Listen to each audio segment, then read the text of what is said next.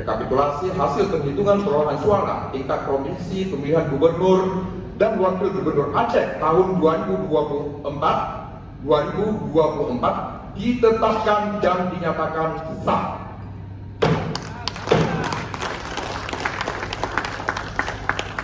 Dengan mengucapkan alhamdulillahirabbil alamin, serangkaian rapat pleno rekapitulasi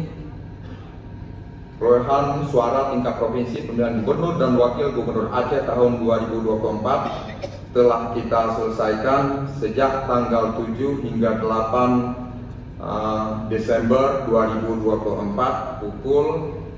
15.45 waktu Indonesia bagian Barat.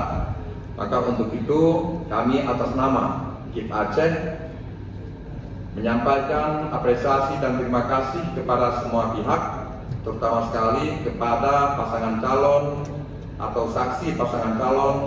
01 dan pasangan calon 02 serta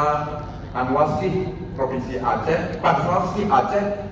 beserta segenap Panwasih Kabupaten Kota se-Aceh